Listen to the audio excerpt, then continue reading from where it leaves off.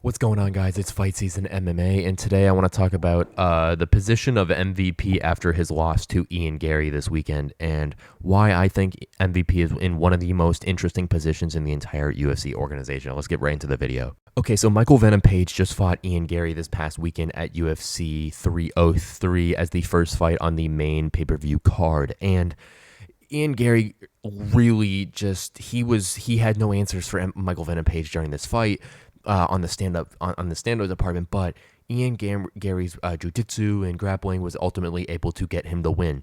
And I think that this is a very bad look for Michael Venom Page and a bad look for Ian Gary, because he talked about all this talk of he was going to beat Michael Venom Page on the feet and he was going to do all this type of stuff, and he wasn't able to get the job done on the feet against Michael Venom Page. But in the regards to Michael Venom Page, he got absolutely destroyed on the ground, and it's honestly awful of how little he knows in the jiu-jitsu department.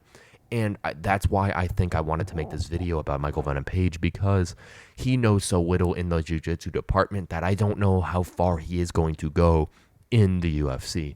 You look at fighters like Alex Pereira, and there was questions on Alex if he was going to be able to defend the takedowns and do all this and do all that. And Alex Pereira has actually done a pretty good job to be able to defend the takedowns and be able to understand his position in the grappling department to where he doesn't get overtaken in that category, where Michael Venom Page got taken down by Kevin Holland and got taken down by Ian Gary and almost had the fight stopped in both of those categories. And Michael Venom Page just looked like a fish out of water on the floor. You look at most of the fighters some of the fighters within the welterweight top 15 picture, and where MVP is or was ranked at number 14.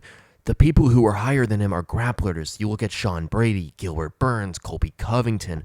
These fighters are super hard matchups for MVP, and there's no way he could beat someone like Sean Brady, because I hold Sean Brady to one of the highest, best grapplers in the entire UFC organization.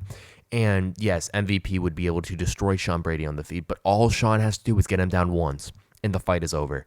You look at even higher than that, Kamaru Usman, Bilal Muhammad, Leon Edwards.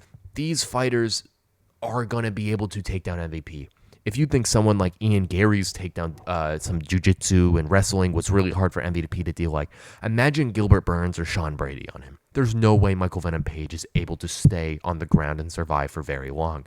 But the reason that I think MVP doesn't have a chance to do anything really spectacular in the UFC organization is for that. Yes, he can have favorable fight matchups and different things like that. Like a fight against Kevin Holland, his first fight in the UFC organization, they put him against someone who doesn't really move. As fun and exciting as Kevin Holland is, he doesn't really move. He gets a power puncher. He goes for things. Yes, he had the submission win against Michelle Alexiachuk recently, and the Darce against Michael Chiesa, but it's a way different thing to where Kevin Holland was able to reach them, and MVP's so fast that he wasn't able to catch MVP. But Ian Gary is also incredibly fast, and that's what you saw is Michael Venom Page would go in there and go for the strike, and Ian Gary was able to tie him up to get the takedown. So the first thing that Michael Venom Page has to do is go and practice his takedown defense and practice his strategy in that department, because it is so hard for Michael Venom Page to do anything on the ground that it's going to really hamper his ability to even win in the UFC organization, because all of these fighters in the top 15 of the welterweight rankings are mixed martial artists, where MVP is just a Taekwondo point fighter. And I think MVP striking is some of the highest level in the UFC organization. He's so unorthodox. He's up there with fighters like Yuri Prohaska and their ability to be unorthodox. But MVP's lack of ability on the ground is going to really hamper him in the UFC organization. Ultimately, I don't see Michael Venom Page getting above top 7 just because of how awkward his style is and of how unrounded his style is. It's just, there's going to be so many hard matchups for him. The only way I could see him getting top 3 is if you gave him matchups that were super, super, super favorable. He could beat someone like Jack Della Maddalena, because that would only be a striking fight. He could beat someone, I don't know, someone like Kevin Holland, like we've had Neil Magny he could beat, and strikers in that department.